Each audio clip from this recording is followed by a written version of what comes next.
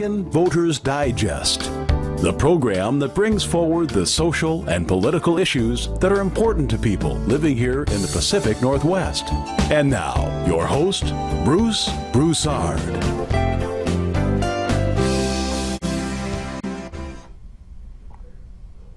Welcome back, folks. I'm John Toran. I am co-hosting for Bruce Broussard today. We're going to continue our Meet the Candidates Forum, and today our first guest is Jessie Burke. Hi. Welcome. Thank Hi. you. And so this is our first opportunity to have a candidate for Multnomah County Commission.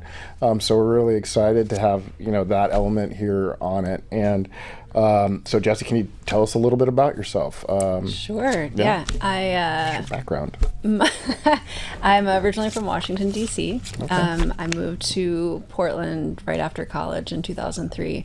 But it's a little around the horn getting to Portland. So I was actually born in West Virginia.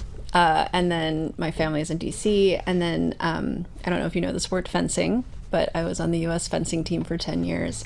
So I moved to Rochester, New York to do that at the Women's National Training Center. And I did 4 Olympic trials, and then actually 3 Olympic trials, and then I moved to Penn State. Okay. And that period of my life, I spent a lot of time abroad, actually, because most fencers and World Cups are in other countries, not the United States. So Isn't French the language of fencing? That's actually why I studied it in school, so that I could appropriately argue with a referee. Now, and if I know there was a famous one of the schools I went to was Oregon Episcopal School here in Portland. And in my class, there was a really famous family called the De Bruins, yes. who are very famous. Yes, I know that family well. Elliot De Bruin was my classmate. So Monique De Bruin, his sister, was with me in Rochester. So she fenced foil and I fenced épée. That's what I was going to ask. Yeah. Like, I understand there's different blades in fencing. So there are 3 weapons, foil, épée, and saber. So sort of the history of those, so you understand the target areas, is that foil was when things were fenced to the death. So they have a metallic vest that is all of the target areas that you would maybe die historically if you were hit there. And then épée is the whole body is the target, and that's when they changed dueling rules to first blood. So Okay. you could hit your foot, your hand, your face. And then saber was the cavalry weapon. So you're sitting on a horse and you could hit with the side or the tip. And so that's why in saber you can hit with the side or the tip from the waist up. This is all getting in the weeds a little bit. This is great.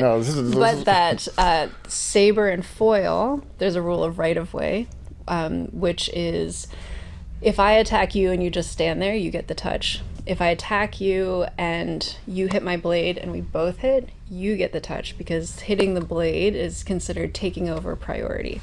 So then the referee determines whoever hit the blade last and hits the target gets priority. But in my weapon, épée, there's no rule of right of way. So it's whoever hits first gets the touch. If you both hit, you both get the touch, which makes you much more cautious in the. Was the épée the full body? Was a full body one, or yes. is that? Yeah. Okay. Yes. And is that a smaller blade? No, it's actually the heaviest one. Okay. And it's a spring-loaded tip, so it's all electronic now. So if you compress the tip, it'll complete a circuit. There's a wire in the blade, and you have a body cord that plugs in, and it goes to a pulley that goes to a machine. So when you compress it, it lights a light. I feel like that's like a newer technology that's happened in the last 20, 30 years in that regard. Yeah.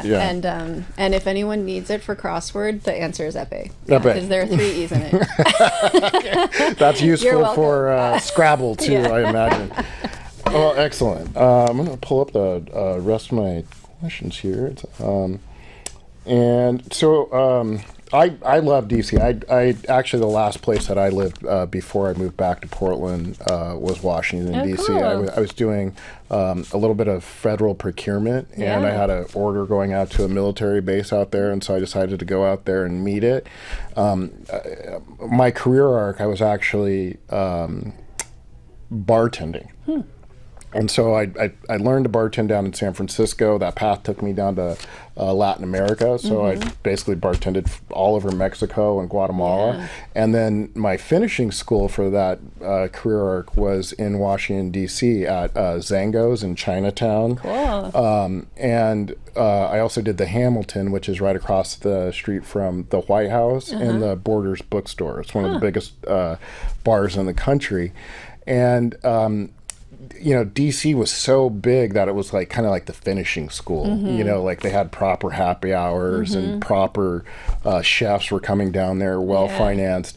And while I was there, I got an opportunity to work on Mayor Bowser's campaign. So that was like her first run for That's office. awesome. And I was working on opening a bar myself in Adams Morgan. Awesome. That's an awesome neighborhood. Yeah. I spent And a then- lot of teenage years. I named the bar Risky, and then so Adams Morgan had a moratorium on liquor licenses for a long time, but when I got there, they dropped a moratorium. But for some reason, the neighborhood association still wanted to put me in front of the alcohol commission.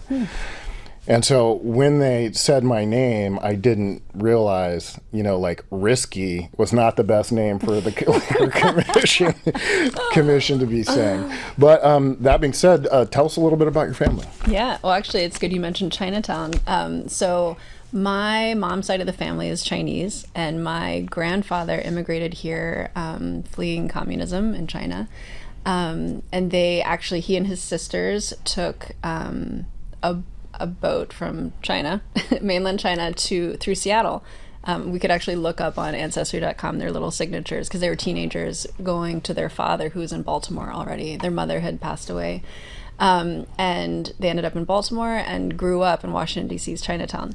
And my grandmother was white, and she was a waitress in a Chinese restaurant there. And that's how they met, was he always asked to sit in her section. And they were actually so at the time, I'm trying to remember the exact year, I think it's 46 or 47, that the Supreme Court case, the Loving case to make interracial marriage legal, it was before that case had been tried. Oh, wow. But the only place that you could have interracial marriage was in Washington, D.C. Oh, wow. I didn't know that. That's where they got married. Only 4 people attended. So my mom's side is Chinese, and then my dad's side is from New York. And my grandfather, you can actually Google him, James Burke. He's actually a really well-known cornet player who only had one arm. Oh, wow. Interesting. Yeah, they used forceps to take him out. He was a very big baby, and it pinched a nerve in his shoulder and paralyzed his right arm. And so from a very young age, his father was like, you have to become good at something. And he learned to be a cornet player, and ended up playing with the Goldman Band, played at Radio City Music Hall, and ultimately became a conductor at the end. And yeah, my parents met on Fire Island, and we made our way here. Excellent.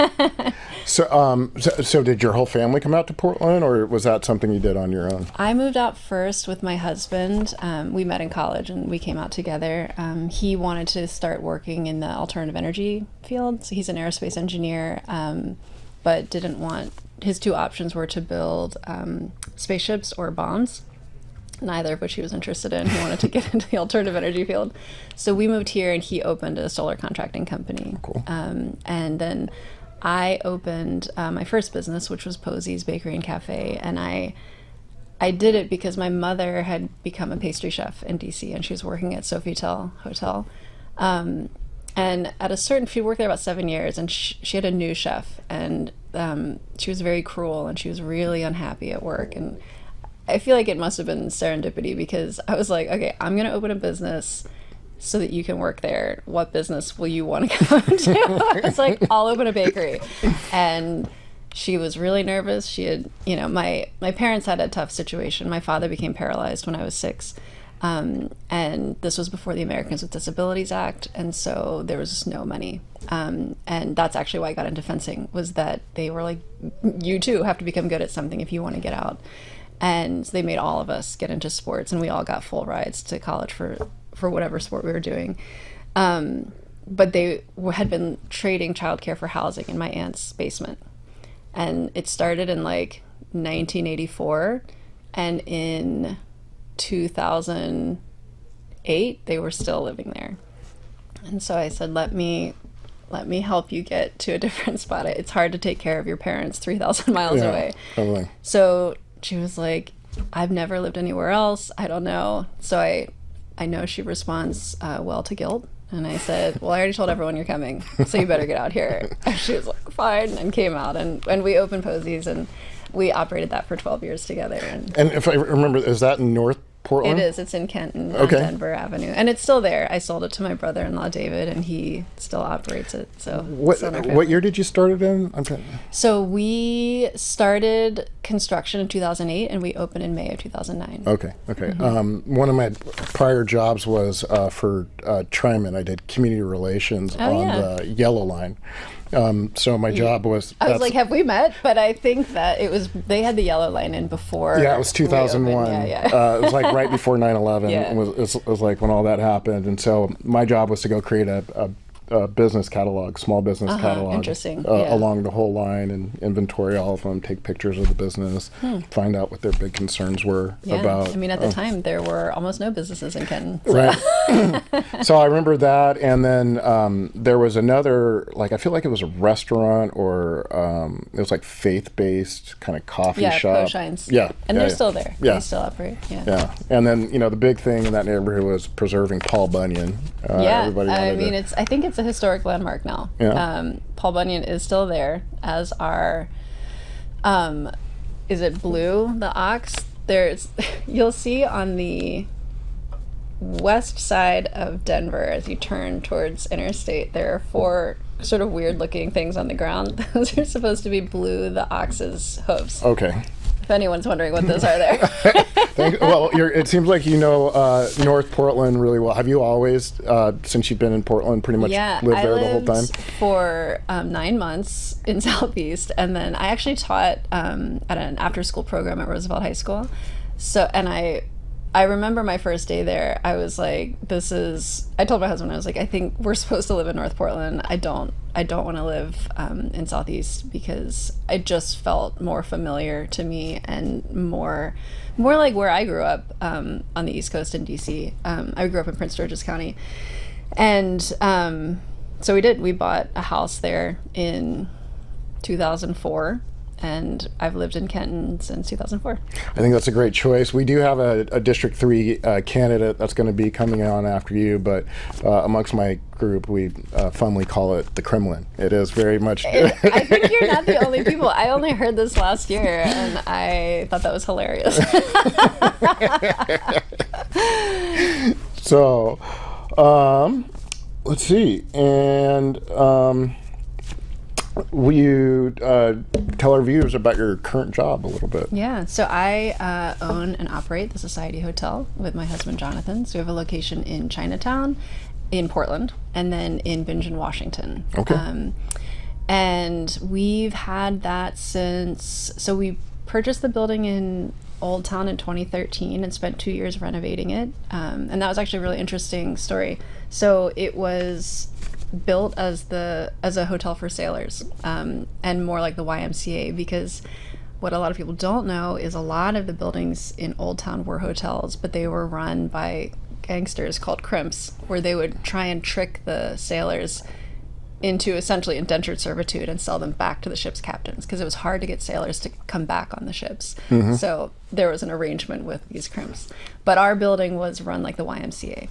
And then over time, it became the Portland Hospital. So it was the first Portland hospital. And it's interesting, in our renovations, we found records from all of these periods of time. Like, we have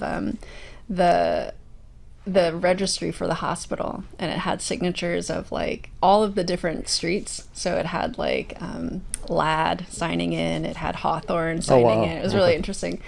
And then it was sold to a Japanese family that opened it as the California Hotel.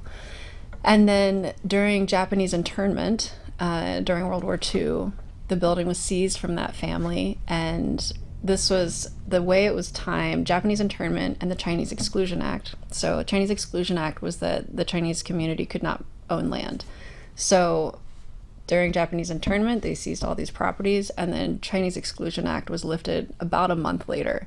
And a lot of people in the Chinese community acquired, a lot of buildings, but that in this case, our building was purchased by what's called a Chinese Tong, which is like a fraternity. And that's who owned it since essentially World War II. Oh, wow. And the upper floors had been abandoned, so it was a lot to renovate it. But they were really excited that my family was Chinese. The owner, the last living member, his nephew was the postmaster in Kenton. Oh. And he was like, he came with him, and he was like, don't we know each other? And I was like, I think so. Do you go to Posey's?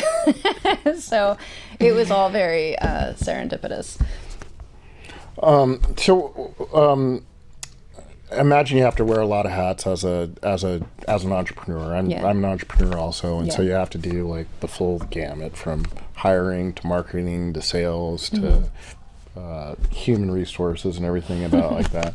So, and you're running for District 2 in the Multnomah County Commission. What do you think from your current job do you think can help you with being County Commissioner? Yeah.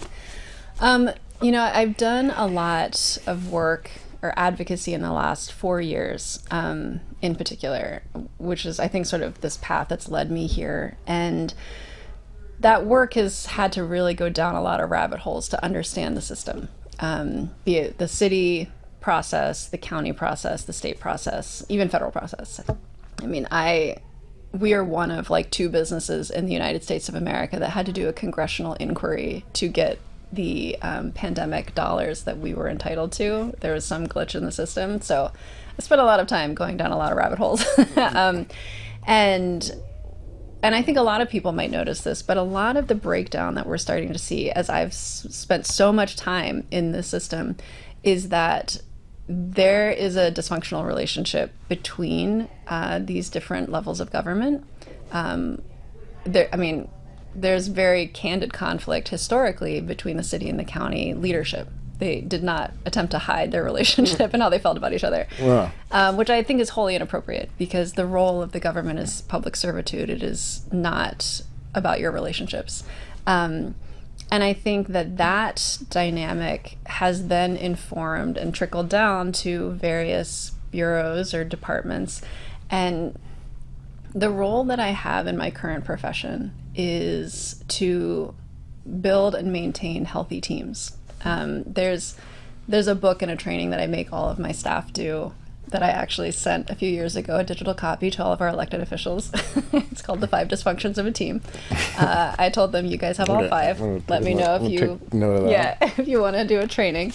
But those 5 dysfunctions are a lack of trust, a fear of conflict, a lack of commitment. So lack of commitment would mean once we as a team decide at the table what we're going to do, we all leave that meeting committed to that, and we sell it like it was our idea.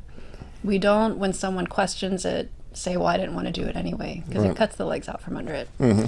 The last 2 are lack of accountability and inattention to results, right? So that is, in a nutshell, what must exist in a healthy, functioning organization of any kind, be it a business, be it a nonprofit, be it a government. And I feel like there is an opportunity to try and repair some of these things, and really attempt to get our governance structures back to a place of servitude and not to maybe where we exist right now, where everything is about the person. It's a reflection of who they are. I've been working on this summit series. I wanted to put a series of talks together because we had all of these different groups that you sort of have to get tapped to be part of, or that you need to be on someone's email list to get. And I wanted to put together a series called the Future of Portland Summit Series. And the first one I wanted to do was called Government Sludge, which is an actual term. Someone wrote a book called Sludge. And what that means is you have to assess your friction points, right? If your work is to serve the populace, it can't be really hard to get the thing they called for, right? So you have to assess your friction points. So for example, do you know the process to get someone into a shelter? I personally don't. So I tell people, I feel like I have it pretty together. I have yet to successfully get someone into shelter that has asked. And so here's the process. You call 211. They email you a list of every single shelter. You then have to call every single shelter and find if there's a bed. Sort of like in the 80s before the internet, right? In the phone book. Right. And usually there's a 2 to 3 week waiting list. If there's a bed available, you then have to go to a central location. No matter where you are, you have to go to a central location and register. And then they give you a bus ticket to get to that shelter. So that's me, average person, trying to do it. But imagine that you are actually vulnerable and desperate. Maybe you're struggling with addiction. Maybe you're struggling with mental health issues. Tell me where this friction point is that's going to stop you. I'm going to say it's maybe having a telephone, step one. Maybe it's having an email address, step two. Honestly, I can't even believe that we require people to take a bus to get there. Well, I think one thing I've heard come out of you're involved in the Oldtown Neighborhood Association, I believe, also. I do think I've heard that the Oldtown Neighborhood Association offers cab rides. Yes, we created our own program. So what I found is that when things start breaking down, the citizens start doing it themselves. And I've said a lot, honestly. The city has gone to great lengths to contort themselves, to cover things that the county is supposed to do. So and I'll tell you what Old Town has done, but in a nutshell, I think it's really important for citizens to understand the role of the city and the county, because it's kind of opaque right now. Yeah. The role of the city is the health of the infrastructure and first responders, right? So think of the bureaus. They're responsible for roads, they're responsible for water, they're responsible for permits and first responders. The role of the county is the health of its citizens, right? So the county is addiction services, it's SNAP benefits, it's organ health. Those are the things that are the responsibility of the county. It's not that they're supposed to just give money to someone else to do it. You are supposed to, as an organization or entity, provide the detox facility, provide the rehab facility, provide the shelter. And so right now you'll see the city is starting to create its own shelters, because maybe they aren't getting equal access to the county shelters, and they're creating their own outreach programs, even though it's supposed to be with the county. So what we ended up doing in Old Town is a neighbor of mine, Tiffany Hammer, who's a registered nurse, her husband owns a business in the neighborhood, and she's always doing outreach, and we don't get a lot of outreach. A lot of people are not talking to a caseworker ever. And she created a program called Oasis that is through the Oldtown Community Association, which is a 501c3. And we have a contract with RadioCab. And it's a 4-digit code. And Tiffany would do it when she would go do outreach, that we would pay for the cab service to the shelter, if they needed to go to the hospital, if they were ready for detox, whatever it was, we were paying for it. And then we gave that code to some of the social service agencies in the neighborhood. And then at one point I learned that the county's behavioral resource center also got that code. And the day that I was paying as a neighborhood association for a county program, I was like, turn that code off. Like, we cannot, as a neighborhood association, fund county work. No. Obviously it works. Yeah. This is the way we should be doing it. So let's fix it. Yeah. And I recently just saw something in the newspaper about a huge success that came out of Old Town. I think you're doing some kind of incubator that's about to start, or a business center. I saw that was like well funded. I saw the headline, but where did you read it? I'll have to think of what the article is. But there was some kind of new business center that's going to be opening up. Oh, is it the Creative Homies Project? Yes, the Creative Homies. Yes, that's what we it is. Actually just got funding. Congratulations. For it. SBA and Prosper Portland. Oh, wow. It only took 2 years. But yes, so during the pandemic, I have a real estate license also. And so I was going to all of our vacant storefronts and talking to the landlords and just making suggestions on what lease rates should be, since I was like, no one's coming, so you might as well make this as affordable as possible. And during the 2020 protests, I was talking to my husband and I was like, how do you actually move the needle for marginalized communities without having to wait for people to educate themselves or policy to change?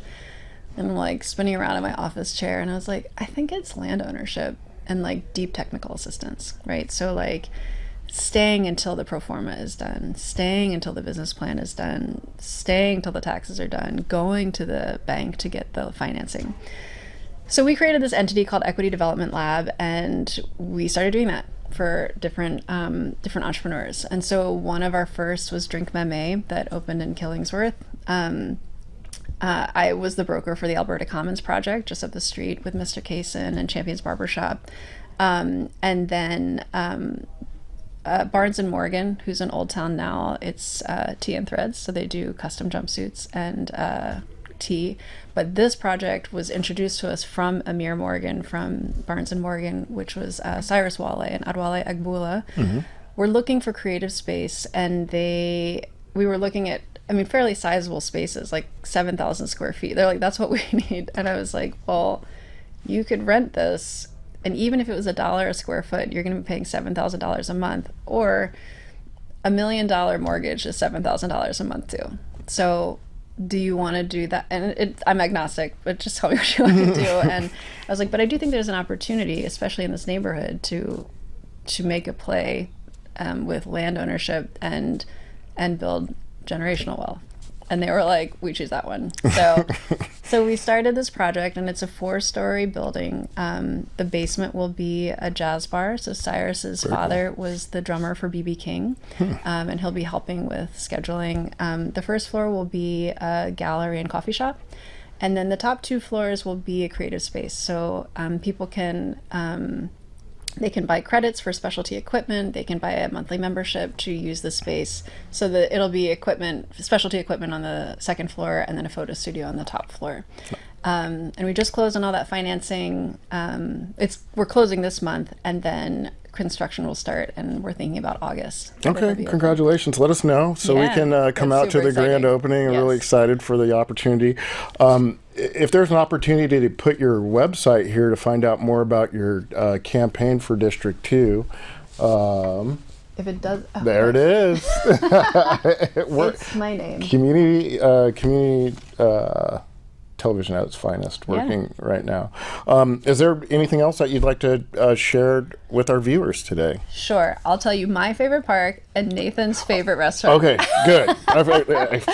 So I talked to Nathan Vasquez, who you just interviewed, because he forgot to share his favorite restaurant. I forgot to ask. Which is Nuestra Casita on Southeast Division. Okay. I don't know what my favorite restaurant is, but my favorite park is... I don't know what the name is. It's under the St. John's Bridge. Cathedral Park. Cathedral Park, that's right, yes. Where the jazz festival is. Yes, and during the pandemic, my kids and I, with my husband, would go there in the summer and just have picnics, because what a lonely time that was. So yeah, I opened up a dispensary right on the other side. Oh, cool. RJ's Leaf. Yeah. And so I remember our biggest day was the first day of the jazz festival. Yeah, and it was that's the first time the jazz festival came back since the pandemic. Yeah. And so it was great. Yeah. It's so beautiful over there. So thanks a lot for your time. Appreciate it. It was really great learning about your campaign. Yeah, cool. Thanks. All right. Well, do we get up and walk away? I'll just invite Jessie. Hand next. Sit you here. Come on in. Open the loud door in the middle of your interview. No problem. Goodbye. Nice to see you. Nice to meet you. See you. Jessie Cornett. Are we being filmed right now? Yes, we are live right now. So, best behavior. I like it. So, I'm excited to have another Feeney intern in the house. That's right. Just talked to Dick Feeney today, or yesterday. Oh, good. And he gave me a reminder that you were one of the interns also. Mark Raff was also another intern. So for our viewers that don't know who Dick Feeney was, he was a longtime director of government affairs for TriMet. He's played an instrumental role in every leg of light rail that we've built. And he's the father of the light rail system. He really is. He won't call himself that, but Yeah. So like my job was like, so I was an intern, and he has an intern every legislative session. And then on Fridays, it was a group that they called the Transportation Mafia used to meet. And so it was like everybody from the metro area, Washington County, Clack, and metro government and everything, the city of Portland, would meet at 7 o'clock in the morning at the TriMint offices. And my job was to bring the donuts. Feeney hired me in 2006. The government relations director at Portland State went out on weeks before the legislative session, unexpectedly on medical leave, and they brought him in to fill in her shoes, and he hired me to help him for that legislative session. And I later got promoted to be the government relations director, and I also went to those, what were they called? Was that JPAC or TMAC or one of those? I call them the Transportation Mafia. Yeah, and so I always felt like I was a bit of an adjunct member of the Transportation Mafia. I showed up, and most of the time I wasn't sure why, but it was fun, so I kept going. Yeah, I learned a lot. Yeah. So, tell our viewers a little bit about yourself. Where are you from? Jessie Cornett. I live in Southeast Portland. I've lived in various neighborhoods in Portland. Actually, I'm going to visit my old landlord, which is a few blocks away from where we're at here in Northeast Portland. He's a crossover in North Portland. I've lived in Portland since 1995. I grew up kind of all over, but Portland immediately became home. I've lived here continuously since, even though I was gone for significant periods in 2004, 2016, 2019 through 20, doing campaign work nationally. Okay. Can you share which campaigns you worked on nationally? Yes. I worked on Kerry Edwards. I worked on the Gore campaign in Oregon in 2000, Kerry Edwards 2004 nationally. 2016 and 2020, I was on Bernie Sanders' campaign staff, and including in 2020, I had the neat job of being called the body man, and that meant if Bernie was not in his hotel room or his house for the last 6 months of the campaign, I was by his side. It was a surreal moment, and I had to compose myself to not cry when there were 4 people in the room. Chris Witchey, our videographer, which he's way more than that. Jane Sanders, Mrs. Sanders, the senator, and myself were the 4 people in the room when he suspended his campaign. Oh, wow. And it was just an incredible, amazing experience. Hey, very nice. Yeah. So you're currently running for Portland City Council. Yes. Over in District 3. I am. Why'd you decide to do that? I spent a lot of time traveling around the country with Bernie, and a lot of small towns, some big cities. Took folks to Canada to buy their insulin at 10 cents on the dollar. I traveled with them to Homestead Child Detention Center, where as a country we were caging kids. And in that day, in that moment, knowing that that's us that did that, we the people, we collectively elected a leadership that allowed that. I came back home. I did much more than that, but those were a couple of the notable experiences. I came home, re-engaged in things here in a way that I hadn't in the couple of years before I left. Got a contract to help pass legislation that funded 55,000 Oregonians to get health insurance who would have otherwise been eligible but for the immigration status, so migrant farm workers and such. That was really powerful, and I actually thought that I felt like I could say, I'm done. Let me go and go to the private sector and try to make money for the first time in my life. Yeah. And I'll volunteer. I did that, but it wasn't enough.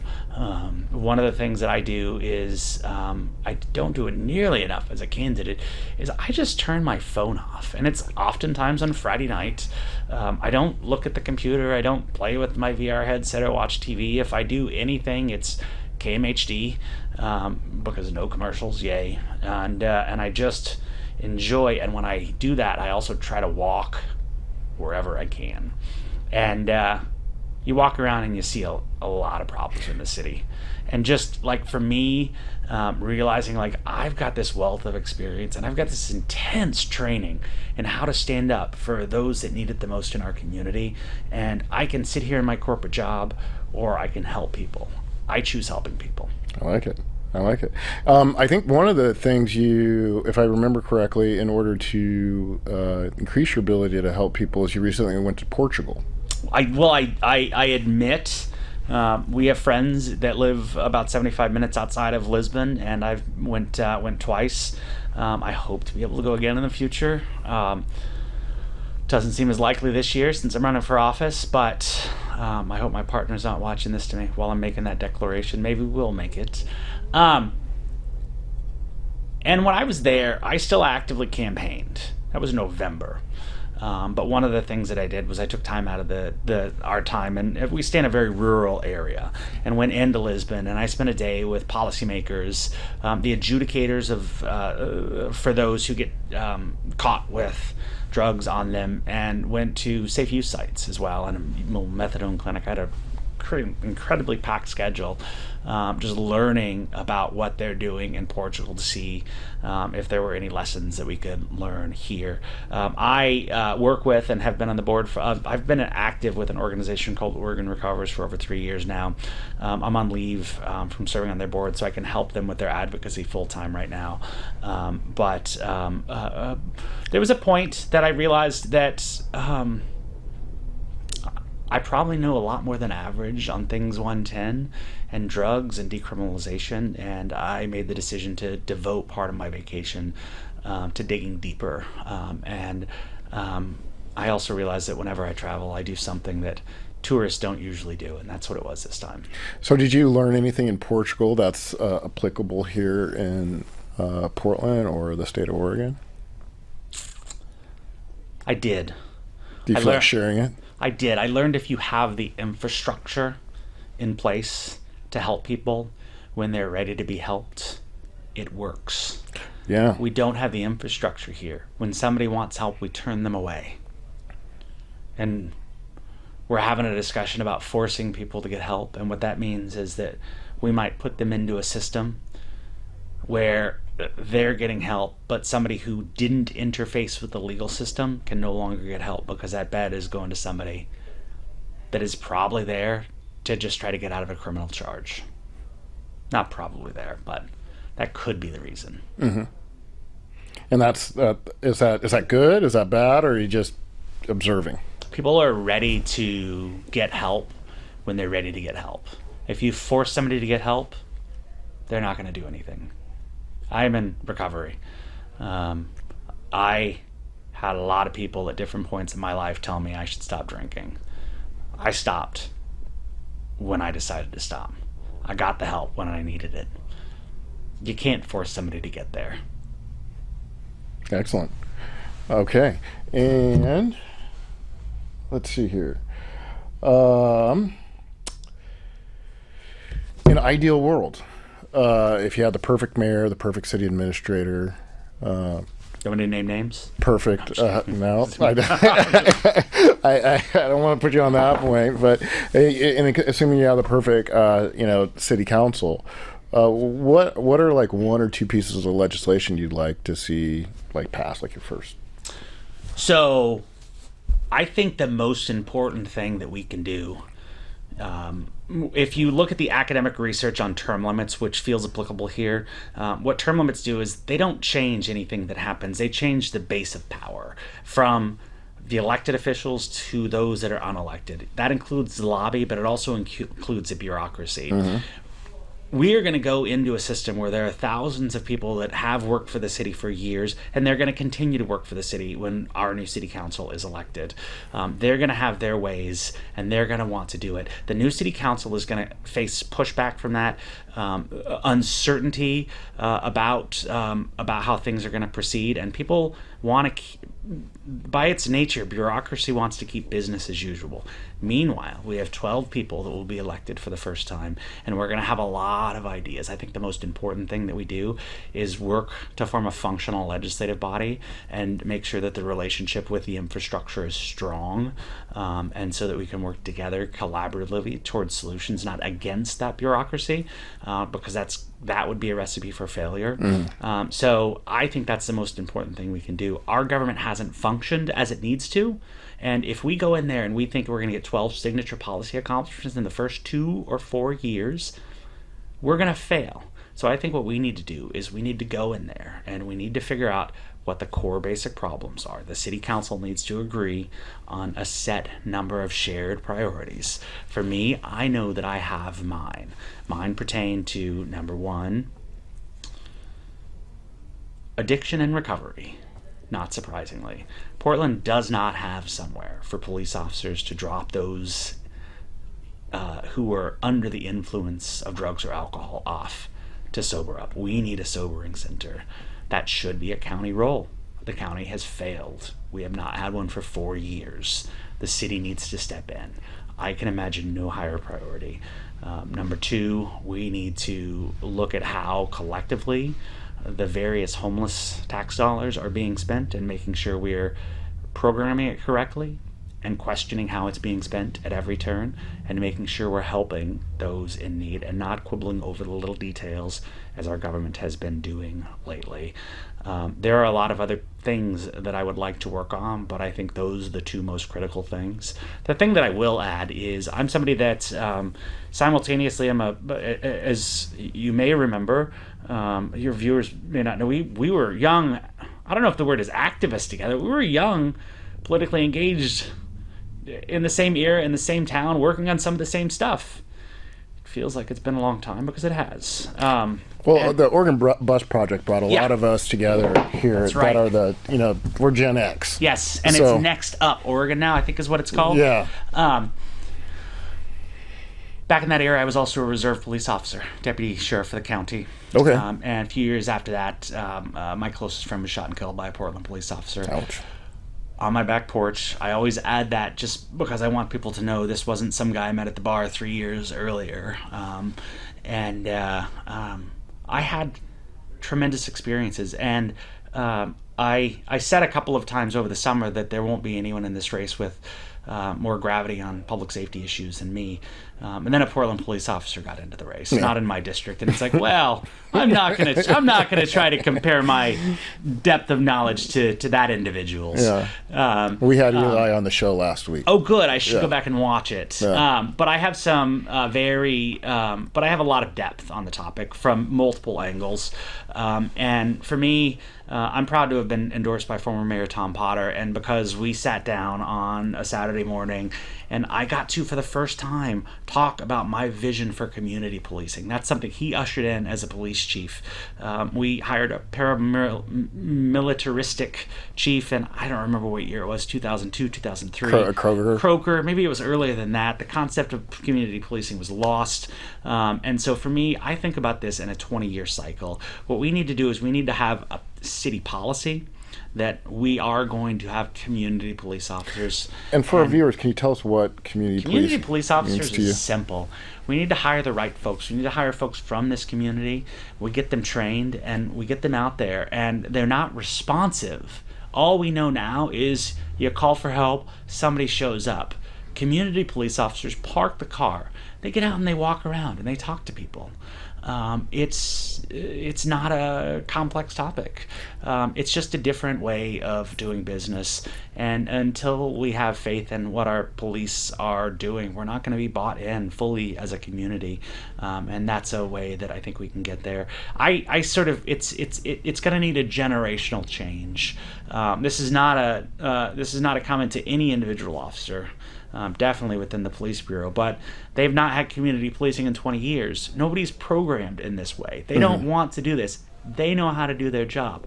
When I have a job, I know how to do it. I don't want anyone else telling me how to do it. What we need to do is we need to hire people saying, this is your job. This is your job now. Let's get the old guard to sign on where we can. There's going to be resistance. The new chief is going to come in. He keeps that commitment. We're 6-8 years in. It's going to catch on. We're 20 years in. Police officers won't know anything different, and the community will be better for it. Yeah. Nobody wants to talk about 20 years, though, John. Everyone wants to talk about right now. Election cycles. Yeah. Yeah, I think the way that it's set up is you'll essentially be campaigning for almost 3 years straight. That's right. Because your district and District 4 are elected to 2-year terms. I'm painfully aware. If I'm so lucky as to give a victory speech, it will be a re-election announcement. Let me just get this out of the way. Yeah, and it was interesting. One of the things, the governor recently set up a task force that was primarily focused on downtown Portland, and one of the recommendations that came out of that was exactly that: bring back foot patrols, bring back that element of community policing. So there is some buy-in from the community in that, like, community policing work. So it's really good to hear you speak. But we need that on 82nd Avenue. Yeah. As well. We don't, the governor, along with the mayor and the county chair, just did a emergency declaration for fentanyl for downtown Portland. Yeah. I'm like, I see people high on my corner all the time. How is this a downtown problem? I have somebody I work with in Klamath Falls who talks about the fentanyl crisis there. We have a statewide problem. Right. And what the governor has not yet done is put any resources into any of her big plans. Gotcha. And until we do that, we're making people feel good. Maybe the people that don't even need to feel good feel better. But we're not actually getting to the root of the problem. We need some resources. I like it. I'm a big fan of governors, but resources. Resources. I mean, nobody. I think, to me, I think people are going to be are looking for more pragmatic decisions, and really the voters are going to be, the climate now is going to be people voting for outcomes rather than just strictly ideology. So another question I have for you is, like, with your current job, do you think that will help you as being an elected official? Is there any transferable skills that you have there? Absolutely. I'm spending my day dealing with public policy. I am more so than I'm decidedly not doing anything to help get me elected compared to what I'm doing to prepare me for the job. I'm in Salem. I'm going to be in Salem full time the next 5 weeks as a legislature meets. Short session. Yeah, to try to influence policy as it pertains to these very issues. Okay, excellent. And then about your district, do you have a favorite restaurant over there? In my district, yeah, I'm eyeing one tomorrow. I'm looking at eyeing Palomar tomorrow. I've heard great things. Me too. I've never been, but I've heard. I met Ricky, the owner, back, like, I think in like 2008 or 2009. He was a world famous bartender. Yeah. I am. I'm boring and I'm working class, John.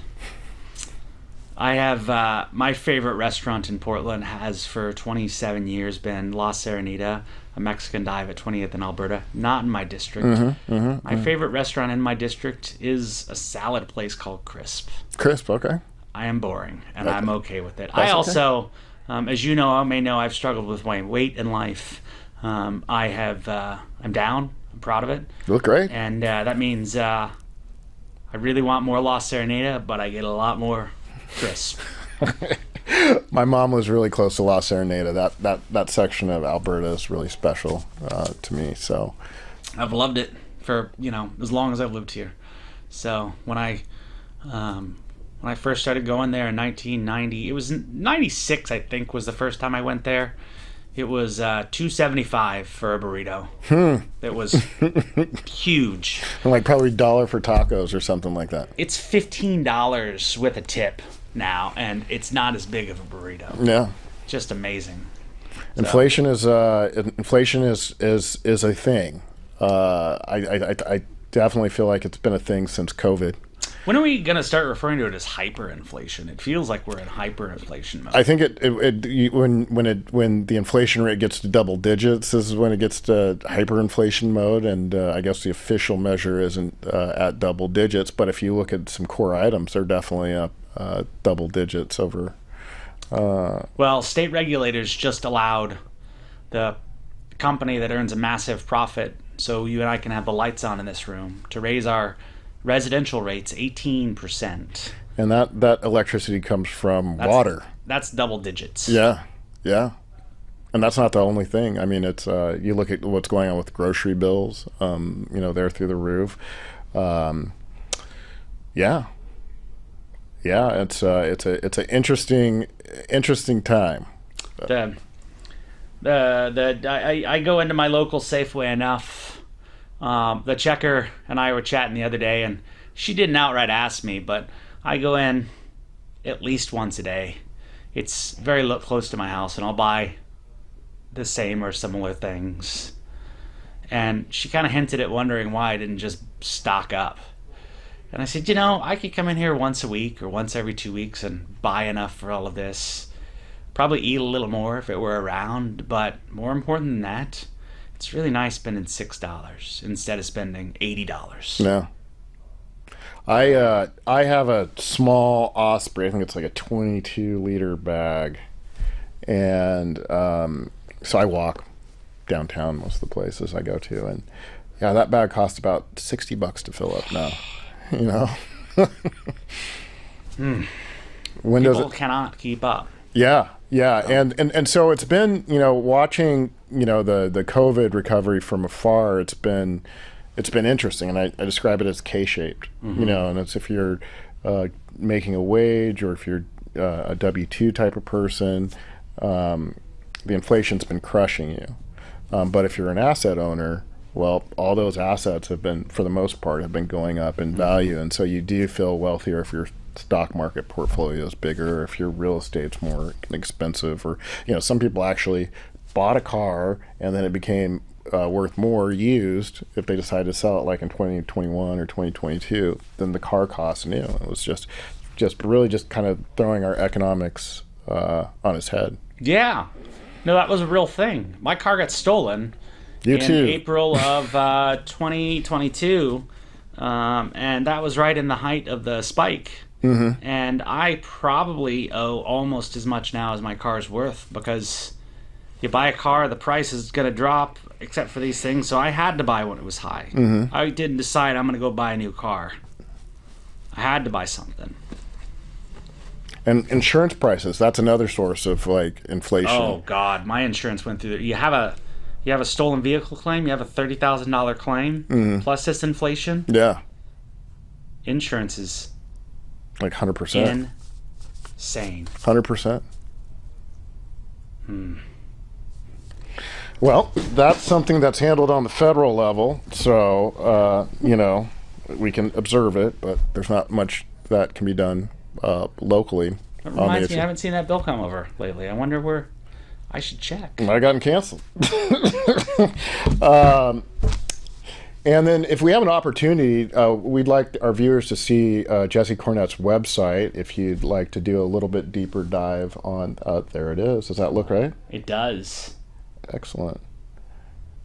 And is there anything else you'd like to share with our viewers about your campaign, or Well, I think it was a tough question for your last guest to answer favorite park, because only one district gets to have Mount Tabor. True. And the greatest park in all of Oregon. Okay. And it's in the middle of my district. You hear that, folks? He throwing down the gauntlet. Tom McCall's a favorite park in or the best park in Portland. If any viewers want to email me at JT at Friends of John Toran and tell me what you think your favorite park is, I'll be sure to ask that on to our other candidates in the next upcoming candidate forum. And then, do you have any events that you want to let people know about, or that you're going to be attending, or? I don't have good recall on my calendar. I don't have any official campaign events lined up yet, but we're going to post, we're getting ready to start doing weekly office hours at coffee shops around the district, and I'm going to wait until after the legislative session, so that's going to start sometime after around March 9th, March 10th. Okay. And I'll be doing one of those every week. We're going to do some in the evening. There's a couple coffee shops that are open late. It won't be at the same place. It won't be at the same time. Because when you do that, folks, the same person who has to work is going to have to work that same day, that same time. Right. So we're going to stagger them out so we can get, hopefully, the greatest swath of folks possible. The Born to Week twofold, there's a fundraising element to it. But as much as that, I want to hear what folks are thinking about the city and how we might be able to help, so I'm not in a bubble. Yeah, and then so with the fundraising, are you participating in the Small Donors Program? I am participating in the Small Donor Program. It's the The city just lowered the match, slashed the match might be a right way to say it, from 9 to 1 to about 3.6 to 1 up to the first $20. So if somebody donates $20 to me, its net value is actually about $75, which is better than $20, but not as good as $200. And I'll still take it. So. Right. Okay, and so you are a full participant in that, and yeah, okay. Well, that's it. Fun stuff. I think I think that's it. We've only got about 3, but I'm good great with to see you again. Great to see you again. I'm glad that this. I think a fun thing about this. I was just telling somebody else that a fun thing about this campaign is it's made me reconnect with a lot of folks that I let myself become disconnected from for no reason. Yourself, our friend Jefferson Smith is a great example. Jason Skelton, just so many folks. I saw Joel Shapiro the other night. Yeah, Joel Shapiro. I have actually continuously sort of stayed in touch with Joel, which I'm glad about. In fact, he was just at my organization's annual luncheon. The only reason I'm wearing a tie today is that I was at a work luncheon, so I meant to take it off. Oh, you look good. I like the bow tie. It's your signature, and so if I wear a tie, right. I normally wear jeans and boots, so a bow tie doesn't match. No, so you can work on it. Yeah. I know that there's going to be a group of people going out to Bybee Lakes, and so that should be. I know that kind of conflicts with your legislative calendar, but yeah, well, we look forward to seeing you around and seeing how the campaign develops. That overlaps the time when the addiction. The Measure 110 committee is meeting, and so I am I'm at the beck and call of the legislature. So. Well, I'm curious to see. It seems like both parties want change, so it does appear that change will be coming out of the legislature on that. I'm eager to see how that changed. Yeah. Well, the far left is upset that it goes too far. What the legislature is looking at doing, the far right. Not even the far left, the left and the right are not happy. It's not going too far. It's not going far enough, and it's going too far. There's a lot of nuance, but when you get that variety, it's a signal that they're going to actually get something done. Yeah. Usually. Yeah. So That's a good sign. When everybody dislikes it. Yeah, we're all disappointed then. Yeah. So we'll see how that goes. Thank you for taking the time. This is a lot of fun. Thank you. Appreciate it. We'll call you to come back on. I'll look forward to it. So okay. Good way to spend my Friday afternoons. All right. Well, thanks. Yeah, thank you. Okay, and that's going to be. Go ahead, Jesse. We're community. We're community. I'm not even in a rush. Okay, folks. Thank you for joining us on another episode of Oregon Voters Digest. Just to give you guys a recall, today we had Moses Ross on the show from District 4, running for Portland City Council. We had Nathan Vasquez, Multnomah County District Attorney. And we had Jessie Burke running for Multnomah County Commission, and we had Jesse Cornett, District 3 candidate for Portland City Council. Keep an eye on the show. We're going to continue meeting candidates from all over the city, county, and we'd also like to get some congressional candidates on there. Any of you candidates out there that are watching this, please reach out to me, JT at Friends of John Toran, and I'd love to get you scheduled on here to learn a little bit about your values and why you're running and what you hope to accomplish once you're elected. Thank you.